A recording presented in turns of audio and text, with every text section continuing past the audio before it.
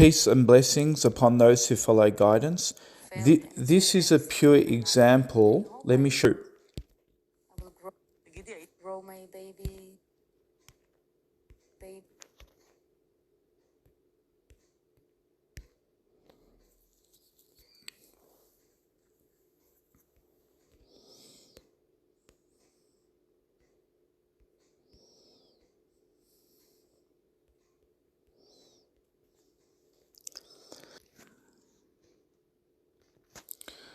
So you can see here I've posted, "Hi, can I respond?" and it comes up as a failed response. So they immediately ban you whenever you want to do a counter response to their response. And so I went to their private PM and I said, "Why block a counter response?" And you can see here, "Is this what a coward you are? Come on, stop being scared. Allow me to debate and respond so that your audience can see my counter response to your claim. Why are you afraid?" And she knows why she didn't allow me to respond. So let's go ahead and prove. Let's go through my points. We'll see her counter response, and I will make a response in this video anyway, and I'll publish it on YouTube. Something that this person refused to allow on their Facebook group.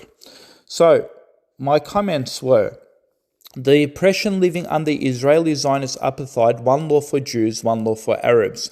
Number one, Palestinians are not allowed to have jets, planes, tanks, ships, airports, navy. Only Jews can have these things. Number two, they are not allowed to have autonomy of their own borders and no entry into Gaza or the West Bank without Israeli permission. Number three, Israel has control over power, water, and food. They control what goes in and out of Gaza and the West Bank.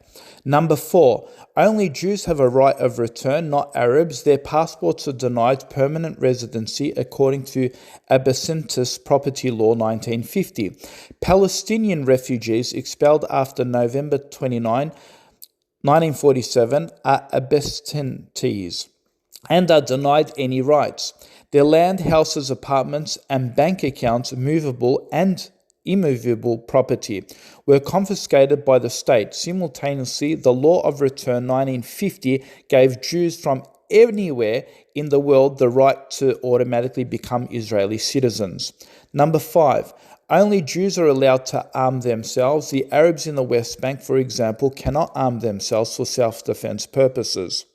Number six, only certain vegetables can enter inside Gaza and the West Bank. Number seven, Israel has control over the Mediterranean Sea, even within Gazan borders. If Israel says you are forbidden to fish, then fishermen are denied their livelihood, and this has happened on a regular occurrence. Number eight, there are long-awaited checkpoints all over Gaza. These checkpoints are only for Arabs, not Jews within Israel. Number nine, Jews can illegally settle and take over Muslim Arab homes in the West Bank if they please to do so.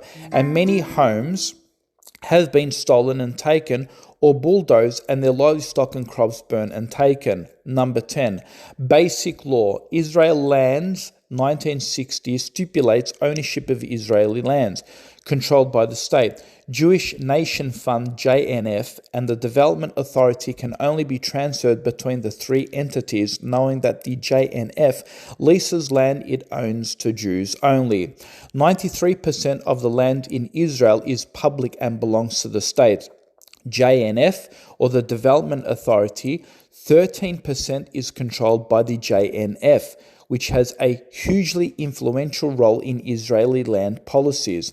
Palestinian citizens are blocked from leasing about 80% of the land controlled by the state, according to Adala. Number 11, the Palestinians who have a permanent residency status to live in Jerusalem, entry into and residency in Jerusalem is a revocable privilege instead of an inherited right, according to the human rights organization Al-Haq. Since 1967, nearly 15,000 Palestinians from East Jerusalem have had their residency rights revoked. According to the Interior Ministry, authorities justified most revocations based on failing to prove that Jerusalem is their center of life. If Palestinians are away from Jerusalem for a prolonged period, they can lose their residency rights. The system pushes many Palestinians to leave their home city, amounting to forcibly transfer, a violation of international law. According to Human Rights Watch, in March 2018, Israel passed a law allowing the Interior Minister to revoke the residency rights of any Palestinians in Jerusalem on the grounds of breach of loyalty to Israel. In recent years, Israeli officials have revoked status to punish Palestinians accused of attacking Israelis as well as their relatives as collective punishment. The Interior Minister can strip the residency status of any Palestinian deemed to be a threat. These policies do not apply to Jewish population. Number 12, right to family life, the ban on family unification. Introduced as an emergency regulation in 2003, following the outbreak of the Second Intifada in 2000, prevents family unification when one spouse is an Israeli citizen and the other is a resident of the occupied territories. Thousands of Palestinian families have been affected by the law, forced to split apart, move abroad, or live in Israel in fear of constant deportation. Last June, Israel's parliament renewed the ban as part of the citizenship and entry into Israel law for the 15th year, making it in effect a permanent law. Number 13, right to commemorate Nakba. Palestinians traditionally mark Israelis' official Independence Day as Nakba Day and a day of mourning and commemorating, marking the expulsion of more than 700,000 Palestinians in 1948 to make way for the creation of the State of Israel. The Nakba law, introduced in 2011, allows the finance minister to reduce funding or support to an institution if it holds an activity that commemorates Israel's Independence Day as a day of mourning. The law causes major harm to the principles of equality and rights of Arab citizens. To preserve their history and culture, the law deprives Arab citizens of their right to commemorate the Nakba, an integral part of history, Adallah wrote. So when I put all these point forms, the Indigenous Coalition for Israel wrote back and said in response, the only comment that I agree with you on, the only comment they agree with, is that the right of return for Jewish people. This is, and they try and give an excuse for this, and they say, this is because they are indigenous to Israel and represent the only Jewish state amongst majority countries, Muslim countries, from which Jews have been expelled. The Jews evacuated Gaza in 2005, and if not for the... Okay, so let's just first respond to this before we continue, because they've made several points in this sentence. So the first thing they say is, the reason why Jews have given preference over right of return is because the Jews are the indigenous people. But we know that this is a complete lie, because the Arabs, the Palestinians, are also connected with Abraham alayhi salam, who are the father of both the Arabs and the Jews, right? Because Abraham had two sons. And I've made a complete response to this in my articles, and I'll put a hyperlink below this video and you can see it for yourself, that DNA records prove that the Arabs living there are just as indigenous as the Jews. The word Palestine in the Old Testament, the name was familiar to their ancient neighbors, occurring in Egypt as Purswati in Assyrian and Palasuttu, and in the Hebrew Bible as Paleshet, Exodus 14:14, Isaiah 14:19. In the English Authorized Version, Paleshet is rendered Palestinia, or in Joel only Palestine. So this is actually biblical, even the term Palestine. Both Jews and Palestinians came from an ancient Canaanite, and this is according to the historical records. Commenting on the implication of Canaanite ideology, Eric M. Myers, a Duke University historian of religion, writes, "What is the significance of Palestinians really being descended from the Canaanites? In the early and more conservative reconstruction of history, it might be said that this is merely confirms the historic enmity between Israel and its enemies. However, some scholars believe that Israel actually emerged from within the Canaanite community itself, northwest of Semites, and allied itself with the Canaanite elements against the city-states and allies of Canaan. Once they were disenfranchised by these city-states and allies, the Israelis and some disenfranchised Canaanites joined the challenged the hegemony of the heads of the city-states and forged a new identity in the hill country based on egalitarian principles and a common threat from without. This is another irony in modern politics. The Palestinians in truth are blood brothers. Listen to this. The Palestinians in truth are blood brothers or cousins of the modern Israelis. They are all descended from Abraham and Ismail. And I'll put the hyperlink references for 75, and you can see it from the historical records.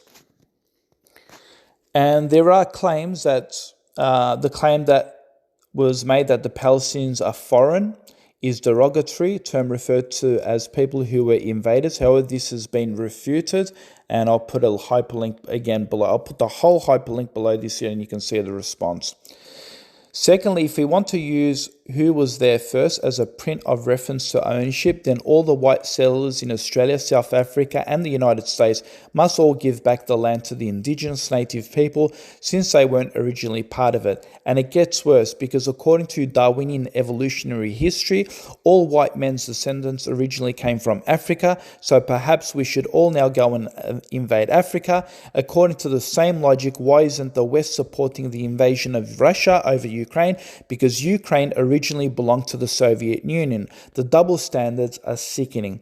Now, one can deny the right of Palestinians on their land. Don't try and prove what is already a fact. It is the Israeli job to prove that they have any right, as they were 3% of the Palestinian population, to bring other Jews expelled by their home countries to steal the land and the wealth of Palestinians. And then Indigenous Coalition for Israel writes, the Jews evacuated Gaza in 2005, and if not for the continuous terror attacks, the continental bombing, they could have a good life. Again, this is another Israeli propaganda. The claim that the Jews evacuated. The Jews didn't evacuate. The Jews, yes, they pulled back, but they didn't evacuate from the West Bank. We know that they're still there, and they're still doing they're still taking over homes, and they're still illegally building. But when and by the way, where there's no Hamas in the West Bank, but you see here, the claim is they evacuated, but no, they didn't evacuate. I've given 12 points showing that they are still controlling that area. Yeah, so this nonsense that they actually evacuated is just hogwash. It's a complete lie. And as the point's proven, they completely besiege and control all the borders, and they control whatever goes in and out of Gaza, whoever goes in and out of Gaza. And I've shown you the 12 points. So this lie that they left Gaza is just a lie. They didn't leave Gaza, and they pretty much control most of its autonomy. And then she says, the Jews evacuated and and then Hamas continued terrorist attacks. Instead, they elected Hamas in 2007, who spent all the money donating for building infrastructure on building terror tunnels. Any organization would actually build tunnels to defend themselves. You take away tanks, you take away military aid, you take away ships, their own navy, you take away all of this military aid. You don't allow these people to arm themselves or defend themselves. Even the Jews, if the Arabs did the same thing to the Jews, if the Jews were under the same occupation, you think that the Jews wouldn't build terror tunnels? You think they wouldn't build some sort of a defense mechanism to protect themselves? Of course they would. So why the hypocrisy? Why the hypocrisy? And then they're like, oh, they spent all the money on that. Well, allow them to spend money on tanks, ships, on jets, then they wouldn't have to build terror tunnels now, would they? Let them have the same equipment that you have. The hypocrisy is unbelievable, isn't it? And then the lie about Israel provides them only 10% of the electricity. This is a lie. This is an absolute lie. Israel has complete control over the autonomy of electricity. That's why they shut the electricity and the power. Right? If Israel only controlled 10% of it, if Israel only shut 10% of the supply, how would that even affect if they had supply coming from everywhere else? They don't have supply coming from everywhere else. That's why when they shut the power, it disturbed Gaza. It literally made them go through so much suffering. And that's why they cut the power, because they have 100% control of the power coming into Gaza. That's why they actually shut it. If they only had 10%, how would that significantly hurt collectively the people of Palestine? It wouldn't. So this lie that they only have 10% is a complete lie. And we know, and this is exactly why they banned and blocked me from responding. Look at this, and look at this lie. She says, recently workers were allowed to cross into the Israeli in greater numbers. They worked on the kibbutzim and then wrote detailed plans of where to attack it. So they betrayed the people who were trying to help them. Can you imagine this person is talking about betrayal when it was the Arabs that accepted all of the Jews from all over Europe, all over where they were being persecuted. The Jews accepted them with open arms and said, come, you can live with us in Israel, in Palestine, when it was originally called Palestine. And then you then settled and took their homes and betrayed them. And you want to talk about betrayal? So you're the guilty one, and then you try and wipe your guilt on us. This is why the Palestinian minister to the UK said that these Zionists, they lie more than they can breathe. Wallahi, this is the fact here. They lie more than they can breathe here. And listen to this. They say the First War 1948-49 began when Israel declared itself an independent state, following the United Nations. Oh, so you admit that you come to a land and make it your own, only your own. You claim sovereignty over it and making it only your own, including controlling Gaza and the West Bank. And then you say, oh, the 5 Arab nations then wanted to go to war with us. Egypt, Iraq, Jordan, Lebanon, Syria attacked Israel. Playing the victim card, right? You didn't turn around and say, no, we're going to have a 2-state solution. No, you didn't say that. You said, we are going to create a state and we're going to rule over this area. And then you play the victim of why the Arabs attacked you. Why didn't you do that in Florida, America? Imagine you did that in America. You went and said, I'm going to claim one of their states. And then you complained why England, Australia, New Zealand, South Africa, Great Britain, why they're attacking you in America, then you complain why they're attacking you in America. The hypocrisy, unbelievable. They then say some Arabs left because they intended to come back once the Jews were destroyed. She then said, or he said, some were displaced as happens in war. At the same time, 850,000 Jews were expelled from the Arab lands. This is a lie. They actually form the majority of Israelis who have returned to their homeland and have been absorbed. The Arab states have refused to allow the integration of the Arab Palestinians into their countries. Again, providing no sources for their claims that the Jews were expelled. There is not a single historical evidence for this. And I'm happy to be corrected. You can post it in the comment where 850 Jews were expelled from the Arab lands. The only expulsion that you hear in history is when Jews were actually expelled from Europe. But watch, listen to the hypocrisy. If, suppose, for argument's sake, let's say 850 Jews were expelled from the Arab lands. Well, there are 700,000 plus Arabs who were expelled from East Jerusalem, who were expelled from Israel. Why don't they have the status of right to return? And they are indigenous. Again, notice the double standards. So this is why they didn't allow me to respond to their assertions. They did not allow me to respond to their assertions, and that's why I'm making a video rebuttal. And I will privately message and share this rebuttal with this individual who refuses to allow me to respond on their Facebook group. And this is their Facebook group. This is what it's called. Indigenous for Israel.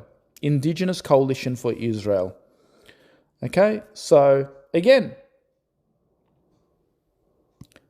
just liars. They lie more than they can breathe. And when you do challenge them, they then block you from responding. And that says it's all. And this last point, which I missed, but I'm going to put this in the video as well. Scott Eagle writes, and Indigenous Coalition for Israel tries to respond. Scott Eagle writes, the status of indigenous exists within a relationship of colonization. A population that is living under settler colonialism is said to be indigenous. Jews are not indigenous in Palestine, as Germans are not indigenous in Germany, or the English in England. Palestinians are indigenous in Palestine in relation to Israel colonized. Stop trying to tie your Zionist rampage to legitimate decolonization movement. It's embarrassing. Free Palestine. And he kind of has a point because, even when you go to the Darwinian evolutionary mechanism, we all came from Africa. So how does Jews claim they're indigenous to the Middle East? If they're indigenous, they should be indigenous to Africa, where we all came from, right? Unbelievable. And our mother and father, they all come from Adam and Eve. So we all have a right of ownership to wherever we go. Right? Indigenous Coalition for Israel writes, the only people who are indigenous to the area of Philistina, as it was named by the Romans as an insult to the Jews. And I'm going to respond to this. The name was changed to Palestine when it was occupied by successive invaders. Jews have lived there for over 3,000 years. I do not understand your concept of indigeneity. If that is insufficient to prove it, you could also look at archaeological evidence if you are interested. Here's a response. This is mentioned by a Jewish source. Ancient Egyptians recently indicate Philistines were ancient pirates after all. Weren't pirates after all. And you can see the article written here where apparently I could read the whole thing if you like, but it's okay. So this is what it basically says. The study reinterprets ancient Egyptian records from the reign of Pharaoh Ramses III, which have long been known to researchers and have formed the basis of what we know about the early history of the sea people, of which the Philistines were just one group. The so-called Harris Papyrus, a biography of Ramses 3, written under the son and successor Ramses V, tells us that the Pharaoh defeated the Palestinians and the Egyptians called Philistine and other sea peoples early in region around 1190 BCE and brought them back as captives to the lands. Historians have used this document to explain how the Philistines first settled on the southern coastal plain of Canaan. They were brought there as prisoners and then gained independence when Egyptian control over Canaan warned a few decades later, just in time to begin the wicked arch-enemies of the Israelis described in the Bible. But there is a problem with that interpretation. Ben Dor Evians notes, the papyrus literacy says they defeated foes were brought as captives to Egypt, not Canaan, and settled in strongholds there. Previous generations of scholars may have been too eager to interpret Egyptian texts to fit the biblical narrative, she says. We know from the Bible that the Philistines lived in 5 main cities, Gaza, Ekron, Gada, Eklon, and Ashdod. And we know that Gaza used to be an Egyptian fortress, so we put 2 and 2 together and say, Achach Ramses settled them in Gaza. Ben Dor Even explains, but this papyrus was written in the 12th century BC, while the Bible, most scholars today agree, was probably written much later.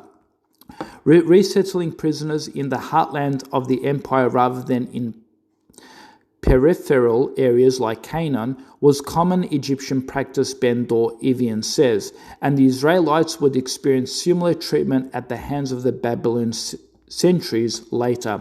There is evidence that the captives from the Great Green, one of the terms with which the Egyptian referred to the sea of peoples, were probably resided in the west of the Nile Delta region and may have been pressed into military service. A different papyrus from Ramses' time tells us that the Pharaoh mobilized 100 Philistines and 200 Sheridan and other seas people to help deal with the Libyan rebellion to the west of Egypt. This would only make sense if the warriors were close at hand rather than far off to the east in Canaan, Ben Dor Even argues. But where did those defeated Philistines originally hail from? Listen to this. The answer may come from inscription and reliefs found at Medinat Habu Ramses funerary temple, which describes the pharaoh's campaign against the sea of peoples, depicted 2 large battles, one of the land and one at the sea. The relief do not give names for their locations, and traditional scholars held the battles were coordinated assaults that occurred almost at the same time in northern Sinai and at the mouth of the Nile. But not all agree. There was this vision of a coordinated attack from land and sea, Ben Dor Even says. It's part of the allure of the Sea of Peoples. They were so good that they could coordinate their attacks on Egypt on land and sea at the time when there was no instant communication. But the battle reliefs at Medinat Habu are not connected. They are interrupted by a scene of Ramses hunting lions, suggesting that the 2 encounters probably happened at very different places at times. Furthermore, the land battle scene is accompanied by depiction of humped oxen and carts carrying women and children. These images, previously interpreted as further evidence of a mass migration of the Sea of Peoples from foreign lands, are actually standard iconography used to identify locations in Syria and the northern Levant, Ben Dor Even says. Egyptian war relief don't contain a location for a battle because the reliefs are on the outside of the temple and most people can't read, so there's no point in writing. She told Hertz in an interview they used artistic conventions, icons just like we do. Further, confirming the northern context of the land battle is an inscription at the temple, describing the Sea of Peoples as a scourge that had made a camp in Amura after laying waste to Haiti, the Haiti Empire, Elisa Khosan Arzwa. All these kingdoms, except for the Alicia, which was in Cyprus, were located between modern-day southern Turkey and northern Syria. This list of terrifying deeds is likely historically inaccurate, Ben-Dor even notes. The Hittite Empire had already fallen decades before Ramses' campaign, while Chemesh is one of the few cities that was not destroyed during the Bronze Age collapse. Perhaps Ramses was trying to justify his decision to go to war, or was making his foes look more powerful than they were to aggrandise his victory. If so, his propaganda effort worked so well that the thousands of years later, this inscription is still the basis for viewing the Sea people in all-powerful military machine that swept barbarian invasion style through the entire Mediterranean. As the Hittites fell, Ben-Dor suggests that while piracy by the Sea of people and warfare may have contributed to weaken the great empire of the age, we need to look elsewhere for the main cause of the Bronze Age collapse, such as the increasing complexity of those civilizations and the difficulties centralized powers faced to sustain them. In 2013, a study by Tel Aviv University added climate fluctuation to the list of the people's possible culprits, showing a long period of drought in the late Bronze Age that may have driven mass migration and conflict. As for the origins of Philistines, Ben-Dor even says it seems likely the people of Ramses III defeated may have been simply locals from Syria and Anatolia who filled the vacuum created by the fall of the Hittite Empire.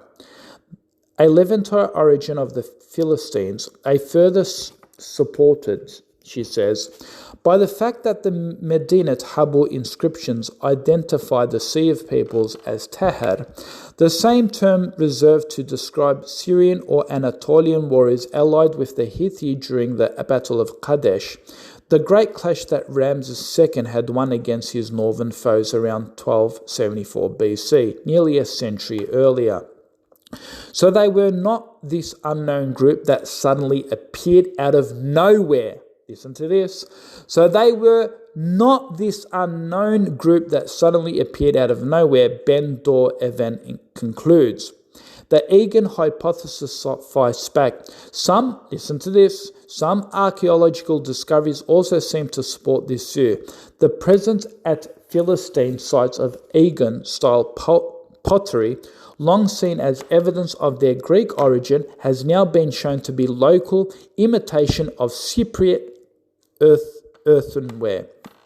Meanwhile, the discovery at Tel Tayinat in southern Turkey of several inscriptions referring to the Kingdom of Palestine or Palestini also suggests that the Philistines may have started as Neo-Hittite power in the northern Levant and later migrated south as the Egyptians lost control of Canaan in the mid-12th century. That does not mean that the Egan hypothesis has completely lost steam. Archaeologists who last year uncovered the first Philistine cemetery were found in ancient Ashkelon have described the burials there as typically Egan. It's likely that the Philistine culture that emerged in southern Canaan was the result of various influences, migratory waves from different locations across the Mediterranean, says Eren Meir, a professor of archaeology at Bar Ilan University who heads the excavation at Tel Safi, the site of ancient Gath. In the material culture of the early Philistines, we see something from Greece, from Cyprus, from Crete, from Western Anatolia. Meir told Hertz in a telephone interview. The archaeologist does agree with Ben-Dor even that the Philistines appeared earlier than previously thought, have been unfairly characterized as particularly warlike invaders. We see many people of different origins who settled aside Canaan inhabitants, he said.